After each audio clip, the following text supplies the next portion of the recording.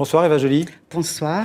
Alors vous êtes donc députée européenne, Europe Écologie Les Verts, depuis 2009. Vous êtes franco-norvégienne, vous avez été dans une autre vie juge d'instruction au pôle financier de Paris. Vous avez notamment enquêté sur les affaires Bernard Tapie, Crédit Lyonnais, dans l'affaire Elf ou encore dans l'affaire des frégates de Taïwan. Et puis vous avez aussi été candidate à la présidentielle en France en 2012 pour les écologistes et vous aviez recueilli environ 830 000 voix. Alors on va parler d'Europe, de fiscalité, des paradis fiscaux, encore d'optimisation fiscale, d'un système en fait que vous dénoncez dans ce livre et qui s'incarne dans la personne de Jean-Claude Juncker, l'actuel président de la Commission. C'est la thèse de ce livre, donc signé avec la journaliste Guy Medfort, Le loup dans la bergerie, aux éditions Les Arènes, sous-titré Jean-Claude Juncker, l'homme des paradis fiscaux placé à la tête de l'Europe. Alors vous frappez fort dès l'avant-propos du livre puisque vous écrivez « Un homme, donc c'est Jean-Claude Juncker, incarne la trahison des idéaux européens, la trahison des clercs qui nous gouvernent ». Quelle serait la trahison commise par Jean-Claude Juncker?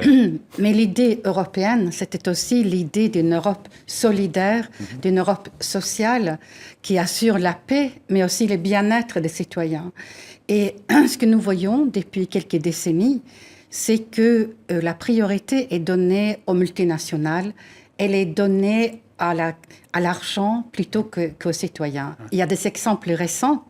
Vous savez que Jean-Claude Juncker vient d'autoriser de renouveler le glyphosate, qui est un perturbateur endocrinien et qui est dangereux, qui est cancérigène.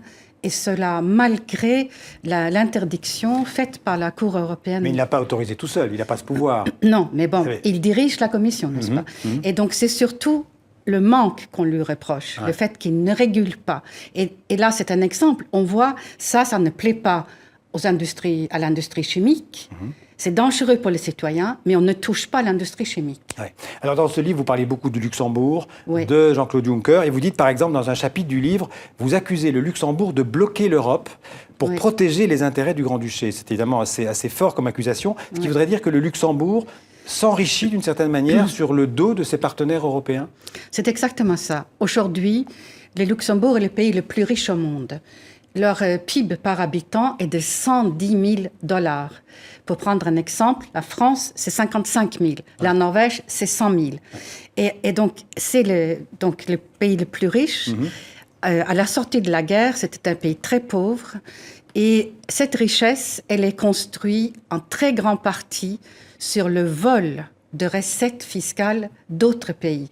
Le Luxembourg vend sa souveraineté à des multinationales. Elle dit « Viens chez moi, tu as un accord spécifique et tu ne payeras pas d'impôts en France, en Allemagne, aux États-Unis. » Et donc c'est un abus, un abus. Et nous savons qu'elle bloque, mais elle n'est pas tout seule. Elle bloque avec les Pays-Bas et l'Irlande tout changement de ce système. Donc on pourrait dire, vous dites que le Luxembourg est un paradis fiscal avec la complicité de certains autres pays européens. Oui, parce que ce n'est pas le seul paradis fiscal en Europe, malheureusement. Mais d'une certaine façon, c'est le plus grave. Parce que leur modèle de développement est basé sur ces recettes fiscales qu'ils captent indûment. Le Pays-Bas ou l'Angleterre, ils ont une vraie industrie à côté, alors que le Luxembourg, ils n'ont que ça. Alors le Luxembourg, justement, Jean-Claude Juncker, il se défend, il dit, écoutez, avant on avait la sidérurgie chez nous, puis il n'y avait plus de sidérurgie, donc j'ai bien dû, il était au pouvoir, il était Premier ministre pratiquement pendant 20 ans du Luxembourg, il a dit, j'ai dû trouver une autre solution pour garantir la richesse de mes concitoyens. On peut le comprendre aussi d'une certaine manière. Ça c'est vrai, c'est vrai que c'est tout à fait bénéfique pour le Luxembourg. Vous savez que les retraites sont à 90% des derniers salaires, la sécurité sociale vous couvre magnifiquement, il fait bon être luxembourgeois. Mais il faut bien se rendre compte que c'est exactement les mêmes arguments qu'utilisent les cultivateurs d'opium en Afghanistan. Ils disent, nous n'avons pas d'autre solution que de cultiver l'opium parce que rien d'autre ne pousse. Et rien d'autre n'est aussi pratique que l'opium. Donc, ce n'est pas admis, normalement, qu'on peut faire de la délinquance parce que ça vous arrange. Alors, on a beaucoup parlé d'optimisation fiscale en parlant du Luxembourg. Ça, c'est le mot gentil. C'est évidemment le Luxembourg et Jean-Claude Juncker, ils n'ont qu'un mot à la bouche, ils disent que c'est légal. Tout ce qui se fait au Luxembourg est légal. Mais ce n'est pas faux, d'une certaine manière. En tout cas, jusqu'à maintenant, ils s'en sont tirés comme ça. Ouais. Je pense que depuis LuxLeaks, depuis que le monde entier voit...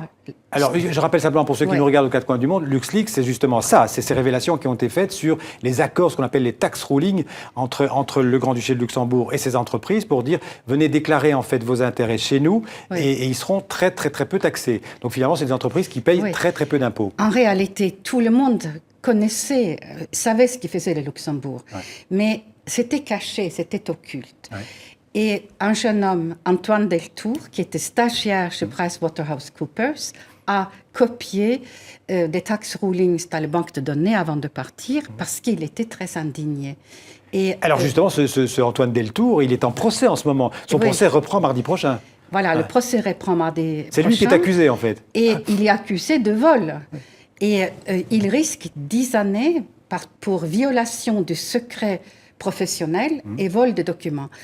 Lui et le journaliste qui a publié, Edouard Perrin, ils sont donc dans le box d'accusés, alors que les entreprises qui ont bénéficié de ce système, qui n'ont pas payé leurs impôts en France, eux, il leur arrive rien. Et évidemment, là, il y a un sentiment d'injustice très fort. Mais Eva Joly, le secret bancaire, il recule en Europe parce qu'on lit ça dans les journaux qu'il y a des progrès qui ont été faits. Les banques, par exemple, doivent donner des informations, ce qu'on appelle l'échange automatique d'informations sur les détenteurs de comptes à l'étranger. C'est quand même des progrès. C'est des progrès et ceux-là se sont faits sous l'égide de l'OCDE qui a impulsé une vraie réforme. L'Organisation de coopération et de développement économique. C'est ça, voilà. C'est l'organisation des pays riches. Ouais. Mais souvent, on a l'impression que tout cela est fait pour que rien ne change. C'est un peu comme le guépard, vous savez. Ouais. Tout changer pour ne rien changer. Tout changer pour rien changer. Parce qu'on observe que depuis LuxLeaks, le chiffre d'affaires de PricewaterhouseCoopers a encore augmenté. Les montants qui transitent pour les paradis fiscaux, c'est une courbe comme ça. Ouais. Donc, le recours à ces structures augmente. Et d'ailleurs, nous avons appris pendant le procès que LuxLeaks a fait de la publicité pour PricewaterhouseCoopers et d'autres entreprises sont venues demander à bénéficier du même régime. Ouais. Si Antoine Deltour devait être condamné par la justice luxembourgeoise, quelle serait votre réaction ? Si vous voulez, je pense que si Antoine Deltour est condamné, ça créerait une crise en Europe. Je pense que nous sommes nombreux à ne pas l'accepter. C'est le monde à l'envers, c'est l'inversion des valeurs. Parce qu'il faut bien comprendre que cette fraude fiscale universelle que nous trouvons ici pour les grandes entreprises et que nous trouvons dans le Panama Papers pour les individus, nous avons là le schéma du 1% qui détient la moitié des biens de cette terre alors que les inégalités se creusent. Donc ce système-là, il participe à l'injustice du monde. Ouais. Et c'est pourquoi il va falloir que nous mettons fin. Alors, on parle des lanceurs d'alerte, on pourrait parler aussi des journalistes d'investigation. Bien sûr. Et on peut saluer, je dirais, leur travail. Mais que font les politiques ? Vous êtes députée européenne. Ouais. Que fait le Parlement européen face à des situations pareilles ? Alors, lorsque cette situation a éclaté en novembre 2014, il y a eu un dépôt de motion de censure contre cette commission. Elle n'avait aucune chance d'aboutir parce qu'il y a une grande coalition au sein de l'Union européenne entre la droite et les socialistes qui protègent Juncker. Et ça, il faut lire mon livre pour le comprendre. Alors nous, les Verts, nous avons décidé que c'était une ouverture et qu'il fallait garder la porte ouverte pour essayer de régler le problème LuxLeaks.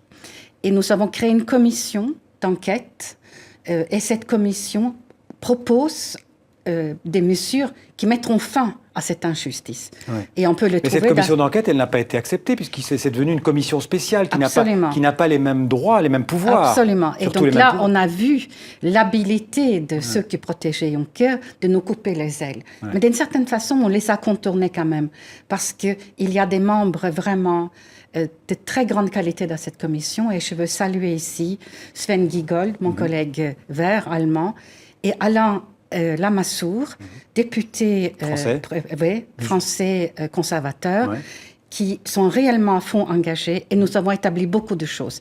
Et depuis les Panama Papers, nous avons obtenu de faire une commission d'enquête, une vraie commission d'enquête. Et donc le Parlement fait ce qu'il peut. Et il y a une majorité au Parlement pour mettre fin au système qui est transpartisane, et je dirais malgré la Commission. Parce que ce qui est déplorable, c'est que le commissaire français qui devrait lutter contre Jean-Claude Juncker sur les paradis fiscaux... On peut dire son nom, c'est Pierre Moscovici. Absolument. Donc Pierre Moscovici, il est très très modéré. Ouais. Il prend le parti de Jean-Claude Juncker. C'est un euphémisme, je suis très poli aujourd'hui. Alors, Eva Joly, Jean-Claude Juncker, c'est aussi un excellent communicant. Il a apporté un nouveau style à la Commission européenne. C'est ça, il est très sympathique. Ouais. Il y a des vidéos qu'il faut voir où il embrasse tout le monde. Ouais. Il tape sur l'épaule on le voit là, derrière vous. Voilà, il tape sur l'épaule d'Orban, il dit « Salut, dictateur », par exemple. Donc ça le rend sympathique. Ça le rend sympathique dans un univers très fade. Ouais. Et il faut le comparer à Donald Tusk, par exemple, qui est...